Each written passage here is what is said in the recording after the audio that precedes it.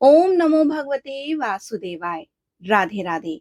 आप सभी दर्शकों का आपके अपने चैनल धार्मिक कथा और कहानियों में मैं आप सबका बहुत बहुत स्वागत करती हूँ।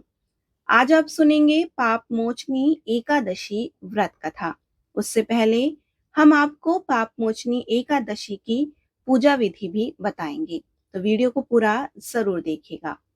पाप मोचनी एकादशी वर्ष भर में आने वाली 24 एकादशियों में से अंतिम एकादशी है। यह तिथि होलिका दहन एवं चैत्र नवरात्र के बीच में आती है। पाप मोचनी शब्द का अर्थ है पाप का मोचन करने वाली। इस प्रकार पाप मोचनी संपूर्ण पाप कर्मों को नष्ट करने वाली मानी गई है। ऐसी मान्यता है कि यह व्रत करने एवं विधि विधान से भगवान विष्णु की आराधना करने से अत्यंत पापी मनुष्य के भी बुरे कर्मों का प्रभाव समाप्त हो जाता है।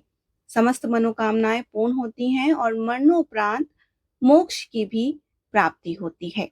तो पाप मोचनी एकादशी के दिन विधि विधान से भगवान श्री हरि विष्णु की पूजा करनी चाहिए।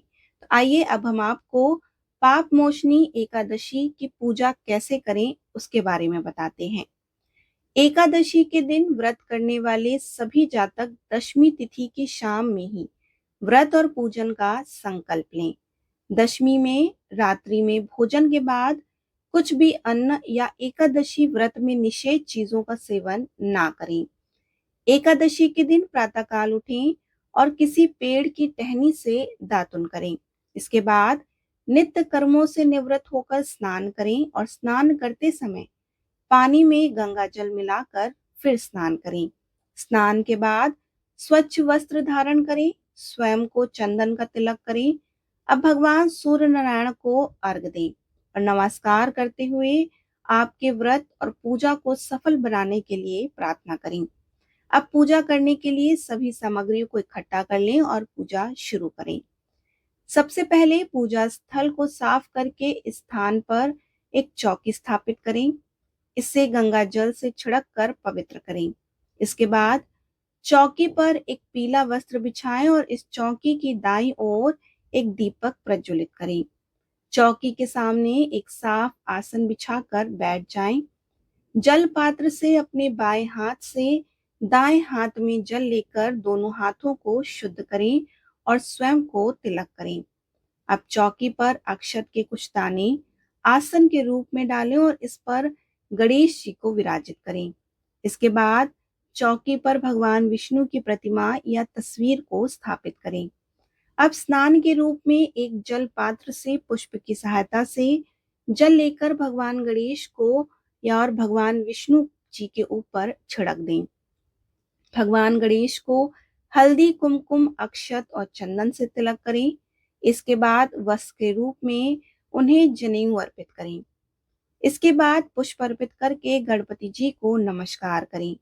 वहीं भगवान विष्णु को रोली चंदन का तिलक करें, कुमकुम, हल्दी और अक्षत भी चढ़ाएं।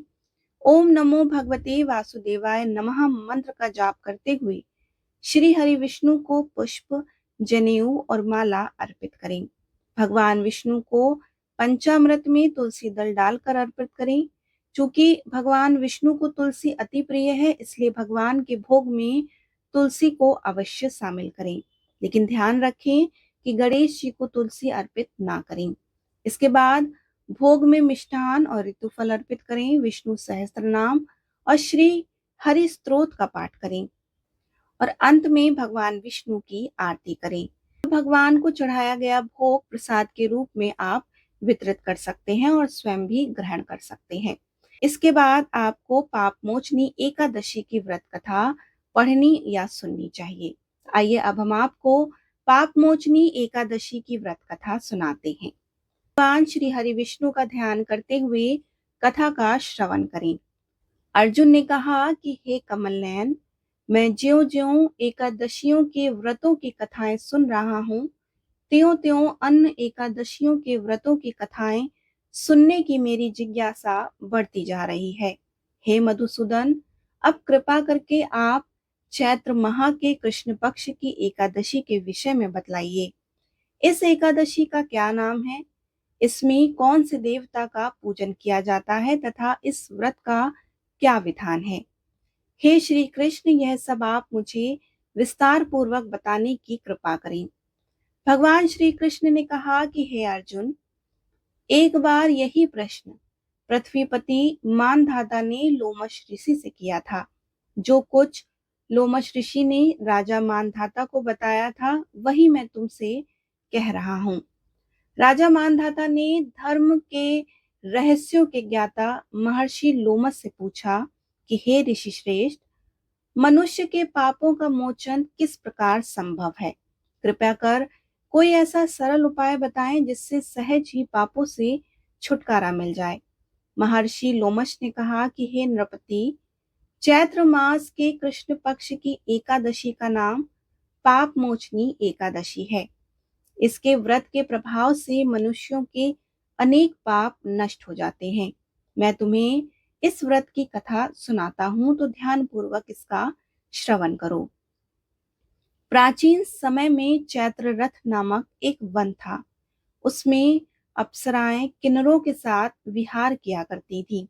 वहां सदैव वसंत का मौसम रहता था, अर्थात उस स्थान पर सदैव नाना प्रकार के पुष्प खिले रहते थे।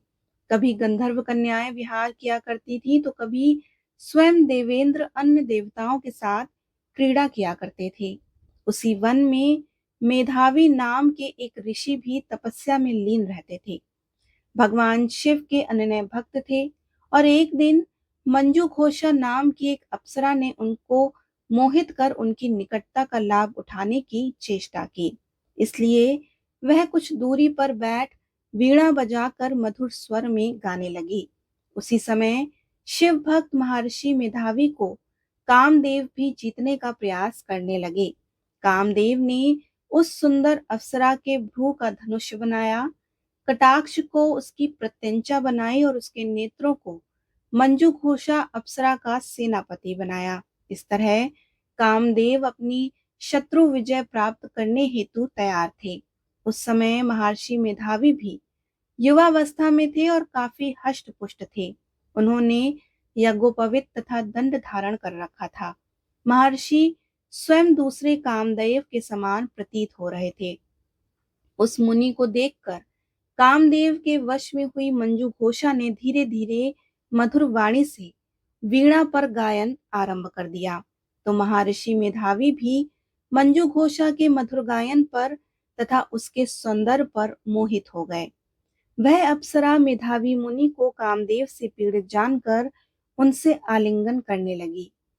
महर्षि मेधावी उस अप्सरा के सौंदर्य पर मोहित होकर शिव रहस्य को भूल गए तथा काम के वशीभूत होकर उसके साथ रमण करने लगे। काम के वशीभूत होने के कारण मुनि को उस समय दिन रात का कुछ भी ज्ञान न रहा तथा अत्यंत दीर्घ काल तक वे दोनों रमण करते रहे। तदुपरांत मंजू घोषा उस मुनि से बोली कि हे ऋषिवर, अब मुझे बहुत समय हो गया है, अतः स्वर्ग जाने की आज्ञा दीजिए। अप्सरा की बात सुनकर ऋषि ने कहा कि हे मोहिनी, संध्या को तो आई हो, थोड़ी समय ठहरो, प्रातःकाल होने पर चली जाना। ऋषि के ऐसे वचनों को सुनकर अप्सरा उनके साथ रमण करने लगी और इसी प्रकार दोनों ने साथ साथ बहुत समय व्यतीत कर लिया। मंजू घोषा ने एक दिन ऋषि से कहा कि हे विप्र, अब आप मुझे स्वर्ग जाने की आज्ञा दे दीजिए। मुनि ने पुनः वही कहा कि हे रूपसी, अभी अधिक समय व्यतीत नहीं हुआ है, कुछ समय और ठहर जाओ। मुनि की बात सुन अप्सरा ने कहा कि हे ऋषिवर, आपकी रात्रि तो बहुत लंबी है। आप स्वयं ही विचार कीजिए कि मुझे आपके पास आए कितना समय व्यतीत हो गया है। अब और अधिक समय तक ठहरना उचित नहीं। अप्सरा की बात सुन मुनि को समय का बोध हुआ और वह गंभीरता पूर्वक विचार करने लगे। जब उन्हें समय का ज्ञान हुआ, उन्हें रमण करते हुए 57 वर्ष व्यतीत हो चुके थे। तो उस अप्सरा को वह काल का रूप समझने लगे और इतना अधिक समय भोग विलास में व्यर्थ चला जाने पर उन्हें बड़ा क्रोध हुआ। अब वह भयंकर क्रोध में जलते हुए उस तप नाश करने वाली अप्सरा की तरफ भ्रकुटी तान कर देखने लगे। क्रोध से उनके अधर कंपित होने लगे तथा इंद्रियां अनियंत्रित होने लगी। क्रोध से थरथराते स्वर में मुनि ने उस अप्सरा से कहा कि मेरे तप को नष्ट करने वाली दुष्टा, तू महापापिन है, तू बहुत ही दुराचारणी है, तुझ पर धिक्कार है, तक्षण तू मेरे श्राप से पिशाचनी बन जा। मुनि की क्रोध युक्त श्राप से वह अप्सरा पिशाचनी बन गई। यह देख वह व्यथित होकर बोली कि हे ऋषिवर, अब मुझ पर क्रोध त्याग कर प्रसन्न होइए। कृपा करके बताइए कि इस श्राप का निवारण किस प्रकार होगा। विद्वानों ने कहा है कि साधुओं की संगत उत्तम फल देने वाली होती है और आपके साथ तो मैंने बहुत वर्ष व्यतीत किए हैं। आप मुझ पर प्रसन्न हो जाइए, अन्यथा लोग कहेंगे कि एक पुण्य आत्मा के साथ रहने पर मंजू घोषा को पिशाचनी बनना पड़ा। मंजू घोषा की बात सुन मुनि को अपने क्रोध पर अत्यंत ग्लानि हुई, साथ ही अपनी अपकीर्ति का भय भी हुआ। अतः पिशाचनी बनी मंजू घोषा से मुनि ने कहा कि तूने मेरा बड़ा बुरा किया है, किंतु फिर भी मैं तुझे यह श्राप से मुक्ति का उपाय बतलाता हूँ। चैत्र मास के कृष्ण पक्ष की जो एकादशी है, उसका नाम पाप मोचनी है। उस एकादशी का उपवास करने से तेरी पिशाचनी की देह से तुझे मुक्ति मिल जाएगी। ऐसा कहकर मुनि ने उसका व्रत का सब विधान समझा दिया। तदुपरांत अपने पापों का प्रायश्चित करने हेतु वह अपने पिता चैवन ऋषि के पास गए। चैवन ऋषि ने अपने पुत्र मेधावी को देखकर कहा कि हे पुत्र, ऐसा क्या किया है तूने कि तेरे सभी तप नष्ट हो गए, जिससे तुम्हारा समस्त तेज मलिन हो गया। मेधावी मुनि ने लज्जा से अपना सिर झुकाकर कहा कि हे पिताश्री, मैंने एक अप्सरा से रमण करते बहुत बड़ा पाप किया है। इसके पाप के कारण संभवतः मेरा सारा तेज, मेरे तप नष्ट हो गए हैं। कृपया करके आप इस पाप से छूटने का उपाय बतलाइए। ऋषि ने कहा कि हे पुत्र, तुम चैत्र माह के कृष्ण पक्ष की पाप मोचनी एकादशी का विधि तथा भक्ति पूर्वक उपवास करो, इससे तुम्हारे सभी पाप नष्ट हो जाएंगे। अपने पिता चैवन ऋषि के वचनों को सुनकर मेधावी मुनि ने पाप मोचनी एकादशी का विधि पूर्वक व्रत किया। उसके प्रभाव से उनके सभी पाप नष्ट हो गए। मंजू घोषा अप्सरा भी पाप मोचनी एकादशी का उपवास करने से पिशाचनी की देह से छूट गई और पुनः अपना सुंदर रूप धारण कर स्वर्गलोक को चली गई। लोमश ऋषि ने कहा कि हे राजन, इस पाप मोचनी एकादशी के प्रभाव से समस्त पाप नष्ट हो जाते हैं। इस एकादशी की कथा के श्रवण व पठन से 1 सहस्त्र गौदान करने का फल प्राप्त होता है। इस उपवास के करने से ब्रह्म हत्या, स्वर्ण की चोरी, मद्यपान तथा अगम्य गमन करना आदि भयंकर पाप भी नष्ट हो जाते हैं और अंत में स्वर्गलोक की प्राप्ति होती है। इस कथा से स्पष्ट विदित है कि शारीरिक आकर्षण अधिक समय तक नहीं रहता। शारीरिक सौंदर्य के लोभ में पड़कर मेधावी मुनि अपने तप संकल्प को भूल गए। यह भयंकर पाप माना जाता है, परंतु भगवान श्री हरि की पाप मोचनी शक्ति इस भयंकर पाप कर्म से भी सहज ही मुक्ति दिलाने में सक्षम है। जो मनुष्य सदकर्मों का संकल्प करने के उपरांत में लोभ, लालच एवं भोग विलास के वशीभूत होकर अपने संकल्प को भूल जाते हैं, वे घोर नरक के भागी होते हैं। इस प्रकार पाप मोचनी एकादशी व्रत कथा संपूर्ण हुई। बोलिए श्री हरि विष्णु भगवान की जय। एकादशी मैया की जय। अब आप सुनिए तुलसी माता की कथा। सावर्ण मुनि की पुत्री तुलसी अपूर्व सुंदरी थी। उनकी इच्छा थी कि उनका विवाह भगवान नारायण के साथ हो। इसके लिए उन्होंने नारायण पर्वत की घाटी में स्थित बद्री वन में घोर तपस्या की। दीर्घ काल तक तपस्या के उपरांत ब्रह्मा जी ने प्रसन्न होकर उन्हें दर्शन दिए और वर मांगने को कहा। तब तुलसी जी ने कहा कि सृष्टिकर्ता ब्रह्मदेव, आप अंतर्यामी हैं, सबके मन की बात जानते हैं, फिर भी मैं आपको अपनी इच्छा आपसे बताती हूँ। मैं चाहती हूँ कि भगवान श्री नारायण मुझे पति के रूप में मिले। ब्रह्मा जी ने कहा कि तुम्हारा अभिष्ट तुम्हें अवश्य ही मिलेगा। अपने पूर्व जन्म में किसी अपराध के कारण तुम्हें श्राप मिला है, इसी प्रकार भगवान श्री नारायण के एक पार्षद को भी दानव कुल में जन्म लेने का श्राप मिला है। दानव कुल में जन्म लेने के बाद भी उसमें नारायण का अंश विद्यमान रहेगा। इसलिए इस जन्म में पूर्व जन्म के पाप के शमन के लिए संपूर्ण नारायण तो नहीं मिलेंगे, लेकिन नारायण के अंश से युक्त दानव कुल जन्म उस श्राप ग्रस्त पार्षद से तुम्हारा विवाह होगा। श्राप मुक्त होने पर भगवान श्री नारायण सदा सर्वदा के लिए तुम्हारे पति हो जाएंगे। तुलसी ने ब्रह्मा जी के इस वर को स्वीकार कर लिया, क्योंकि मानव कुल में जन्म के कारण उस मायावी भोग को भोगना ही था। तुलसी बद्रीवन में ही रहने लगी और नारायण का वह पार्षद कुछ दिन बाद वह वहीं बद्रीवन में आया, जहां तुलसी को देखते ही वह उस पर मंत्र मुग्ध हो गया।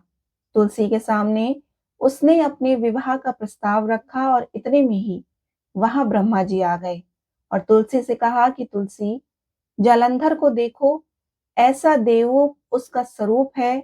दानव कुल में जन्म लेने के बाद भी लगता है जैसे इसके शरीर में नारायण का वास हो। तुम प्रस्ताव को सहज ही स्वीकार कर लो। तुलसी को भी लगा कि उसकी तपस्या पूर्ण हो गई और उससे इच्छित फल मिला। तब जालंधर के साथ उसका गंधर्व विवाह हो गया। वह जालंधर के साथ उसके महल में पत्नी बनकर आ गई। जालंधर ने अपनी परम सुंदरी सती साध्वी पत्नी तुलसी के साथ बहुत दिनों तक राज्य किया और उसने अपने राज्य का इतना विस्तार कर दिया कि देवलोक तक उसके अधिकार में आ गया। स्वर्ग का सुख भोगने वाले देवताओं की दशा भिखारियों जैसी हो गई। जालंधर किसी को कष्ट नहीं देता था, पर अधिकार और राज्य छीन जाने से सारे देवता मिलकर ब्रह्मा, विष्णु और शिव जी की सभा में गए और अपनी विपत्ति उन्हें सुनाई। ब्रह्मा जी ने कहा कि तुलसी परम साध्वी है, उसका विवाह जालंधर से मैंने ही कराया था। जालंधर को तब तक नहीं हराया या मारा जा सकता है जब तक तुलसी को ना छला जाए। विष्णु जी ने कहा कि जालंधर पूर्व जन्म में मेरा पार्षद था, श्राप के कारण उसे दानव कुल में जन्म लेना पड़ा, तो इस जन्म में भी मेरा अंश उसमें व्याप्त है। साथ ही तुलसी के पतिव्रता धर्म से वह अजय है। फिर देवताओं की सहमति से भगवान शिव ने जालंधर के पास संदेश भेज दिया, या तो वह देवताओं का राज्य लौटा दे या फिर उनसे युद्ध करे। जालंधर शंकर जी के पास पहुंचा और उसने कहा कि देवाधिदेव, आपके लिए देवताओं का पक्ष लेना उचित नहीं है। राज्य बढ़ाना हर राजा का कर्तव्य है। मैं किसी को दुखी नहीं कर रहा हूँ। देवताओं से कहिए कि भाई मेरी प्रजा बनकर रहे। मैंने आपका कोई भी अपमान नहीं किया है। हमारा आपका युद्ध तो शोभा भी नहीं देता। अगर आप हार गए तो बड़ी लज्जा की बात होगी, अगर मैं हार गया तो आपकी कीर्ति बहुत अधिक नहीं बढ़ेगी। भगवान शंकर फिर हंसने लगे। वे तो सब रहस्य समझते थे। तुलसी और जालंधर के पूर्व जन्म के श्राप की अवधि लगभग अब पूरी हो चुकी थी। फिर शंकर जी बोले कि इसमें कीर्ति और लज्जा की क्या बात। तुम देवों का राज लौटाकर उन्हें उनके पद पर प्रतिष्ठित होने दो। युद्ध से बचने का यही उपाय है। तब जालंधर ने कहा कि मैंने युद्ध के बल से देवलोक जीता है, कोई उसे युद्ध के द्वारा ही वापस ले सकता है और यही मेरा अंतिम उत्तर है। अब मैं जा रहा हूं। ऐसा कहकर जालंधर वहां से चला गया। उसने अपनी पत्नी तुलसी को सारी बातें बताई और कहा कि कर्म भोग सब काल सूत्र का बना है। जीवन में हर्ष, शोक, भय, सुख, दुख, मंगल, अमंगल काल के अधीन हैं। हम तो केवल निमित्त हैं।